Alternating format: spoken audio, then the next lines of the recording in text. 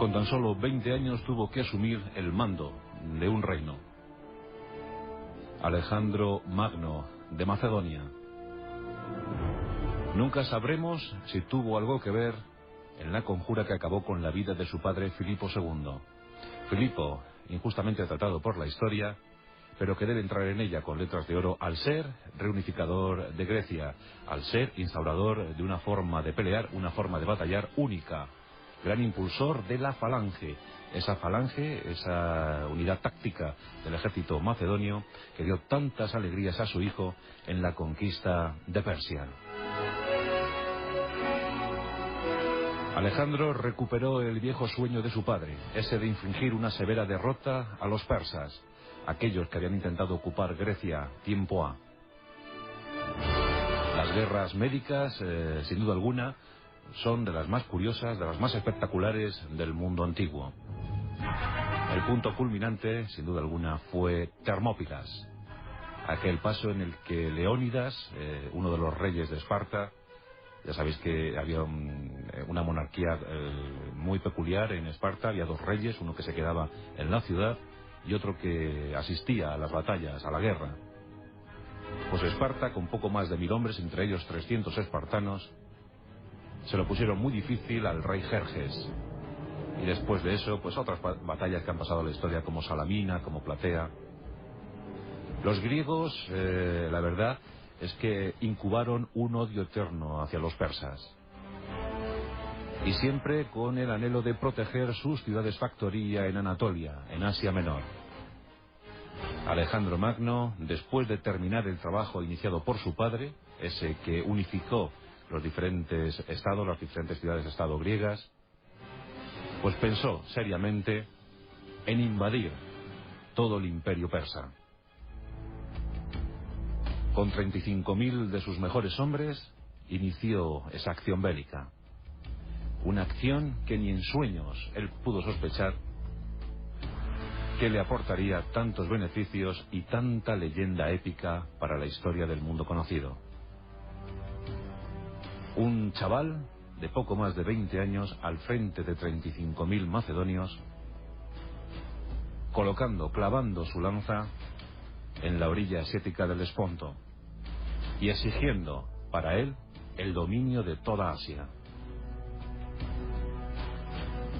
Jerjes subestimó en principio el poderío de Alejandro Magno y tras recibir múltiples derrotas, entre las que se contaban las de Isos y finalmente la de Gaugamela, Darío III fue asesinado por sus propios hombres. Asia ya formaba parte del reino macedónico. La helenización fue un hecho. La transmisión de la cultura griega, todo un gesto. La huella imperecedera de Alejandro perdurará en Asia hasta nuestros días. Pero no todo fueron glorias, no todo fueron loas hacia lo decidido por Alejandro. Porque el joven rey había optado por la conquista de todo el mundo.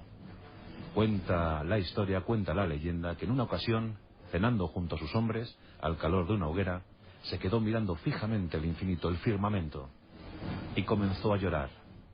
Hablaban en esa noche sobre la cantidad de mundos posibles, la cantidad infinita de estrellas.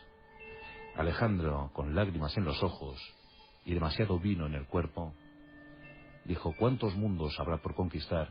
Y yo apenas he iniciado la conquista de este. Era ambicioso, era pendenciero, pero profundamente carismático, imbuido por un espíritu casi sobrenatural. Él mismo se consideraba heredero de los dioses. El gran heredero, aquel que recogió el testigo de Aquiles, el inmenso héroe de Troya. Alejandro Magno se hizo con muchos amigos, ahí estaban sus compañeros, fieles escoltas en cualquier batalla, en cualquier acción, en cualquier viaje. Pero los viejos oficiales, los veteranos, comenzaron a recelar. Intuyeron la perturbación mental de Alejandro, demasiado obsesionado por conquistarlo todo, sin pensar en el bienestar de sus hombres, sin pensar que ya aquella campaña se prolongaba en exceso. Y así fue, porque la campaña de Alejandro Magno duró 11 exhaustivos 11 larguísimos años. Y no pocos oficiales murmuraron, no pocos hombres se inclinaron por la sedición, por abandonar a su jefe. Entre ellos, Parmenión. Parmenión o Parmenión, pero Parmenión, que había sido un hombre fiel, un hombre aliado, un hombre inquebrantable, siempre al lado de Filipo II de Macedonia, había decidido seguir los pasos del nuevo rey, de Alejandro, y junto a él había batallado. Y tanto confiaba en Alejandro que incluso sus propios hijos, el caso de Filotas, también le acompañaron en ese tránsito, en esa célebre epopeya. Pero al cabo de los años la gente estaba cansada. Los soldados clamaban volver a casa, regresar a casa. Había demasiado botín para acarrear. Alejandro no entendía esto. Él, intuitivo como pocos, supo ver que la traición anidaba en los ojos, en el alma de muchos de sus oficiales. Y en consecuencia, convencido de su sitio en el destino de la humanidad, convencido que a él, tan solo a él, le pertenecía un lugar de privilegio en la galería de los héroes de la humanidad, llegó incluso a ajusticiar por su mano a hermanos de leche como Clito. Clito, que le había salvado la vida en el río Gránico, pues finalmente murió a manos de Alejandro Magno, muy alterado ya, muy perturbado ya. Filotas, el hijo de Parmenión, formó parte de una conjura, y Alejandro Magno se enteró de ella. Y en lugar de perdonar, como hubiese correspondido a un gran líder, a un gran jefe, pues quiso dar escarmiento público y mandó a justiciar a Filotas y al propio Parmenión. Algo terrible. Parmenión, que también había servido a Alejandro, tan eficaz en el manejo de las tropas. Siempre Parmenión había aguantado la línea central del ejército macedonio. Buena parte de las victorias para Alejandro Magno se debieron a la acción decisiva de Parmenión. Sabía cómo hablar a sus hombres, Parmenión. Sabía cómo hacerles aguantar el envite del enemigo. Pero eso no fue obstáculo, eso no sirvió para que Alejandro le perdonara y le mandó a justiciar. En el año 323 a.C., Alejandro Magno cayó enfermo. Se encontraba en Babilonia. Había tenido que regresar desde la India en una penosa marcha, durante la cual había perdido buena parte de su ejército. Todos, y digo bien, todos estaban hartos de Alejandro Magno. Tan solo algunos permanecían fieles a su lado. Fue el caso de Ptolomeo, amigo personal, biógrafo y futuro heredero de Egipto. Ptolomeo fue cronista de aquella epopeya. Pero Alejandro se había quedado casi solo. En ese año 323 no llegó a cumplir los 33 años, tenía 32, Alejandro cae gravísimamente enfermo. Los investigadores han debatido durante siglos qué pudo ocurrirle a Alejandro Magno. Unos piensan que contrajo la malaria en Babilonia, y eso fue la causa real de la muerte. Algunos investigadores aseguran que fue la leucemia la que acabó con la vida del Magno.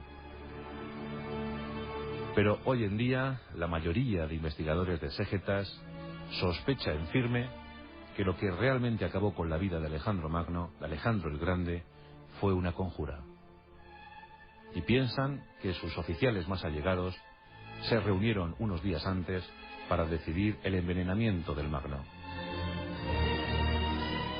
Lo cierto es que con 32 años murió uno de los personajes clave del mundo antiguo y de toda la historia universal, y que hoy en día todavía seguimos debatiendo sobre la causa real de su muerte: envenenamiento a cargo de sus oficiales, la malaria o la enfermedad, la leucemia.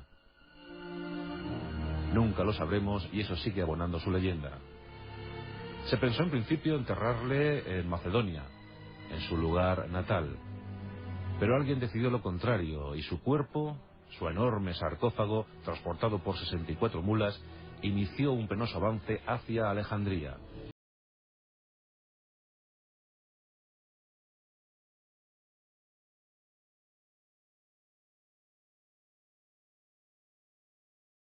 mármoles, unas lápidas que reflejaban los principales hechos acontecidos en la vida de Alejandro Magno. Aquel sarcófago quedó depositado en Alejandría, custodiado por los Ptolomeos. Dicen que la propia Cleopatra, la última del linaje, fundió el oro del sarcófago para su guerra contra Octavio Augusto, y que depositó ese cuerpo, el cuerpo embalsamado de Alejandro Magno, en el sarcófago de un faraón. Eso cuenta la leyenda. Lo cierto es que se le pierde la pista en el siglo IV después de Cristo, al cuerpo de Alejandro. Algunos afirmarían que el propio Napoleón Bonaparte llegó a tocar el cuerpo de Alejandro. Sí, Napoleón Bonaparte, aquel que pasó una noche en la pirámide de Keops, como lo hizo Alejandro Magno. Otra historia muy curiosa y sacada a la luz hace muy poquito nos hablaría de una especie de confabulación que acabó con el cuerpo de Alejandro Magno, nada más y nada menos, y aquí agarraos, en la Basílica de San Marcos en Venecia. Que el cuerpo que se haya sepultado en esa basílica es el de Alejandro Magno. Bueno, en esa plaza, donde se produce un fenómeno muy curioso, el de la Aqua Alta, en esa plaza Napoleón Bonaparte, expoliador de Venecia, llegó a afirmar que era el salón de baile más hermoso de toda Europa. Aquí tenemos de nuevo a Napoleón Bonaparte, muy cerquita del presunto yacimiento donde mora el sueño eterno Alejandro Magno. Pero ahí queda para la historia el enfrentamiento con sus oficiales. No todo fue gloria y oropel en la vida del conquistador más grande de todos los tiempos.